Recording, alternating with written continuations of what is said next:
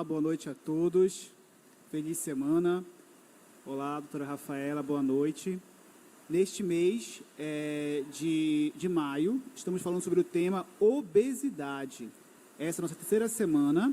A doutora Rafaela Miranda está voltando conosco. A doutora Rafaela Miranda, ela é endocrinologista, ela é adventista, ela é da Igreja do Guamá, e está aqui conosco sempre, né? Então, agradeço desde já mais uma vez esse convite. Um tema tão importante, não poderia faltar alguém do tamanho de gabarito da doutora Rafaela. Obrigada, Antônio, pelo convite, né? Eu brinco com ele que a gente está virando figurinha repetida, né? Mas num tema de tanta importância realmente é necessário. Agradeço o convite. Você, querido internauta que está nos acompanhando aí pelo YouTube, também seja muito bem-vindo aqui ao nosso bate-papo. Não é uma palestra, é apenas um bate-papo. Sim. E nós já falamos na primeira semana a respeito da definição obesidade, o mal do século, que é a obesidade. Falamos que a obesidade é uma doença crônica.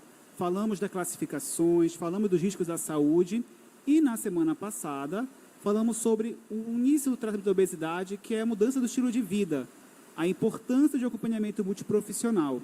Mas, doutora Rafaela, às vezes, apesar da insistência da mudança do estilo de vida, nós sabemos que quem tem essa doença crônica, que é a obesidade, tem dificuldade realmente de perder esse peso e, às vezes, acaba retornando ao peso anterior.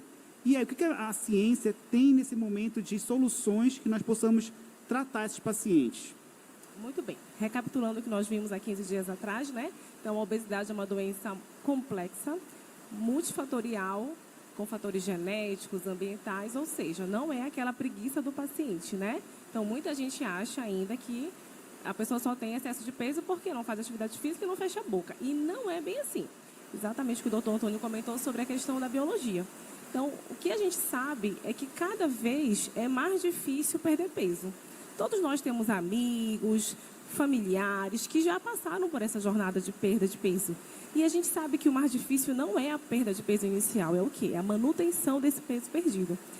Biologicamente, existe um fenômeno e um mecanismo que faz com que a gente comece a reganhar peso. O que é isso? A obesidade ela não começa no estômago. Na boca, ela começa aqui em cima, gente, no nosso sistema nervoso central. Um órgãozinho pequenininho chamado hipotálamo. É ele que regula a nossa fome e a nossa saciedade. E toda vez que a gente começa a perder peso, o nosso hipotálamo interpreta como se você estivesse doente. Doutor Antônio está perdendo peso da noite para o dia? Está muito doente, gravemente enfermo. Eu vou mexer nos meus mecanismos aqui para que ele retome aquele peso inicial. Então, por isso que é tão difícil você continuar perdendo peso. Na verdade, cada vez é mais difícil. Então, é por isso que a gente orienta o paciente que ele tenha, de fato, um acompanhamento fatorial, para que ele tire esses mitos da cabeça dele, né, que ele entenda que não é culpa dele e que ele precisa de ajuda e de acompanhamento. E para aí existem os tratamentos. Então, primeiro, tirar um mito sobre tratamento de obesidade. O paciente que tem essa doença, ele precisa e ele merece esse tratamento. E lembrar que não existe fórmula mágica para tratamento de obesidade. Ou seja, eu sempre brinco com meus pacientes que o tratamento da obesidade é como se fosse um quebra-cabeça. Quem já brincou de quebra-cabeça aí? Quase todo mundo, inclusive as crianças, né? Se tiver faltando uma pecinha do quebra-cabeça, eu consigo finalizar o desafio? Eu não consigo. E o tratamento da obesidade é a mesma coisa. Eu preciso de alimentação saudável, eu preciso de atividade física, eu preciso de um sono reparador, eu preciso que o meu intestino esteja funcionando bem, que os hormônios estejam ok, e eu preciso de tratamento medicamentoso. Então, o tratamento medicamentoso nada mais é do que uma pecinha do quebra-cabeça.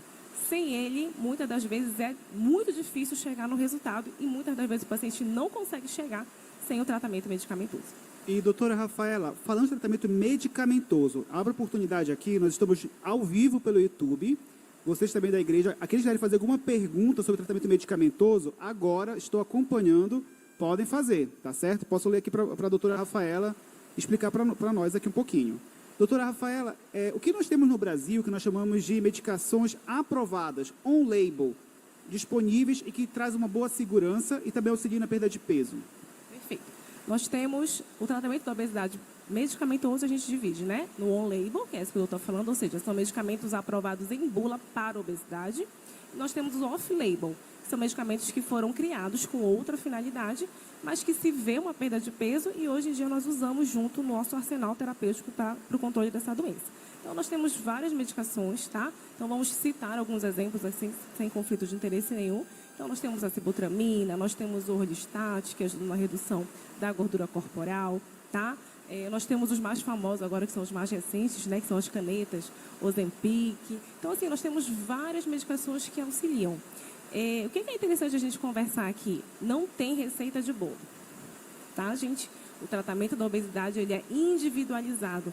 Mas, doutora, minha prima está usando remédio tal, e ela perdeu um peso, eu quero ficar igualzinha a minha prima. Né? Ou então vai lá na internet, eu vi esse famoso aqui, ó, essa famosa está usando tal remédio, eu quero ficar igualzinho a essa famosa. Lembra que nós somos pessoas diferentes, organismos diferentes, com mentalidades diferentes. Então, não é porque um remédio deu certo para uma pessoa que obrigatoriamente ele vai dar certo para você. Isso precisa ser acompanhado. Hoje em dia, a gente faz muito a prescrição, né, do tratamento para obesidade baseado no seu perfil alimentar, que é exatamente para a gente tentar identificar quais são os pacientes que vão responder melhor àquele tratamento.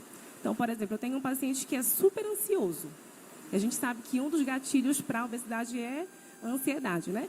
E ele não está controlado da ansiedade. Então, eu posso dar o melhor remédio do mundo. Se eu não controlar a ansiedade daquele paciente, esse tratamento não vai dar certo. Então, é por isso que a gente diz, mais do que você se deter aqui nos remédios, no nome do remédio que a doutora vai falar, o nome do remédio que a vizinha está usando, não. Faça uma avaliação com um profissional competente para nós identificarmos o que é que está acontecendo, qual é o fator, o que é que tem por trás dessa obesidade, tá? E lembrar que o tratamento da obesidade, o resultado final não diz respeito só a um número ali na balança, né? Não, ele diz respeito a muito mais coisa. Quando a gente trata de forma correta essa doença, a gente reduz riscos de diabetes, doença no fígado, apneia do sono, infertilidade, porque pessoas com obesidade têm mais dificuldade para engravidar. Ou seja, eu consigo tratar muito além do que um número ali naquela balança. Doutora Rafaela, você pontuou um tema bem interessante, que é a automedicação. Eu trabalho no hospital bem conceituado aqui e lembro de um jovem que tinha uma obesidade e ele começou a fazer um medicamento que é a semaglutida, essa subcutânea que é a caneta injetável. E iniciou uma dose bem elevada. E ele, como internou, sabe qual foi o motivo? Muitas náuseas, vômitos, tivemos que otimizar o tratamento antiemético para poder estabilizar. É um grande risco, né, essas automedicações que nós vemos por aí? Qualquer remédio tem efeito colateral. Se você for ler a bula do... Ah, doutor, eu estou com dor de cabeça, eu vou tomar um Tilenol que não precisa de receita, né? Vou lá na farmácia tomar. Se você ler a bula, você vai ficar assustado e você não vai tomar. Então, todo e qualquer remédio tem efeito colateral. Para a obesidade não seria diferente. Então, por isso que é importante você ter um acompanhamento, porque aquele médico vai identificar, será que esse paciente pode usar esse remédio? Quais são as indicações? Será que ele tem alguma contraindicação? Algum motivo ele não pode usar esse remédio? Outra coisa, as doses, né? Então, normalmente, o efeito colateral está relacionado muito com a dose.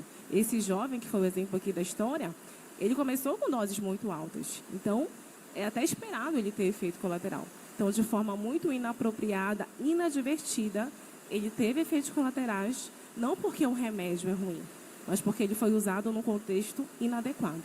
E, doutora, para finalizar essa parte do medicamento, se a obesidade é uma doença crônica, eu devo tomar esse medicamento até que ponto? Eu devo interromper abruptamente 1 ano ou devo falar até a próxima consulta sempre? Qual é o perfil? Essa é uma pergunta, né, top 5. É uma das perguntas que a gente mais recebe no consultório. Toda semana tem um paciente perguntando isso. E é diferente. Se você tem pressão alta, você pergunta para o seu cardiologista, doutor, até quando eu vou tomar o meu remedinho da pressão mesmo? Né?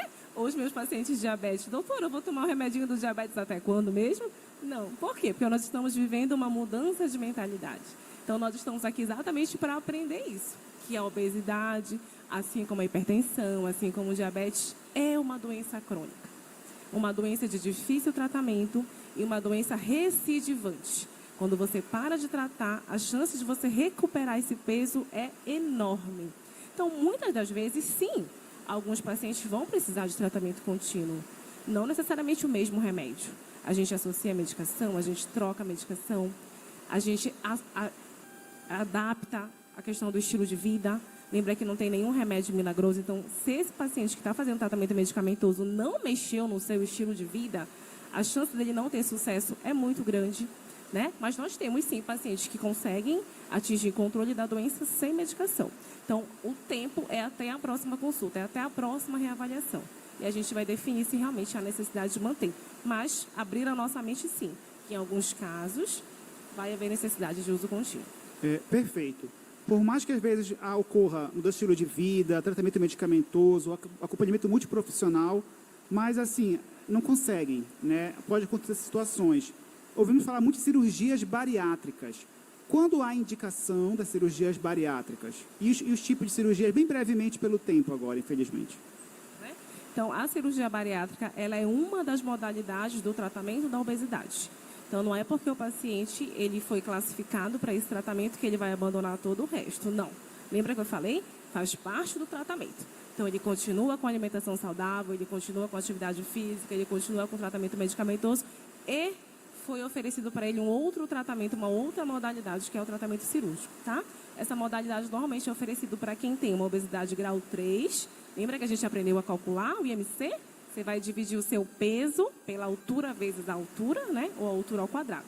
Se esse cálculo der acima de 40, é uma obesidade grau 3, você pode ser indicado um tratamento cirúrgico, né? Ou uma obesidade grau 2, que é o IMC acima de 35, associada a alguma doença causada pela obesidade. Então, diabetes, uma pressão alta, uma apneia do sono. Nós temos uma série de fatores, uma série de itens que podem pontuar nesse sentido. E a cirurgia metabólica, a cirurgia bariátrica, na verdade, ela evoluiu muito ao longo dos anos. Nós temos várias modalidades, restritiva, mais desabsortiva, mista. A última, que é a cirurgia metabólica, né, que tem ganhado muito destaque aí na mídia. Nós temos tido resultados muito interessantes em relação à perda ponderal, tá? Então, existem várias indicações, realmente é necessário que você acompanhe com um especialista, né, especialmente um endocrinologista ou um cirurgião bariátrico, para definir a sua indicação, ver se você tem critério e quais os benefícios que você terá com essa cirurgia. Lembrando que não é uma decisão fácil, não é sentar na mesa do profissional, conheci hoje eu vou definir isso. É um processo, você vai passar por vários profissionais, porque a gente precisa saber se você está preparado para isso. Uma mudança desse tamanho, né? De tamanha monta. Você vai mexer no seu aparelho digestivo. Lembra que a gente conversou? Se o emocional não estiver ok, provavelmente depois da cirurgia eu vou reganhar peso novamente. Então, são vários fatores que precisam ser conversados, muito bem trabalhados, para que a gente realmente defina se você é candidato ou não a essa modalidade de tratamento. Doutora, agradeço muito, mais uma vez, a sua entrevista, sempre se somando bastante conosco. Obrigado pela disposição sempre. E a doutora Rafaela passou para um convite para todos. Existe um site que é o da CBMEV, cbmev.org.br. É sobre a medicina do estilo de vida. E nós teremos essa semana várias lives, dia 19 ao dia 24 de maio, pelo Instagram. 19 de maio, 20, 21, 22. Então, aproveitem temas interessantes sobre sono, a questão de regulações, de alimentação, atividade física. Então, convido todos também a participarem. Muito obrigado, doutora Rafaela. Boa noite. Boa noite.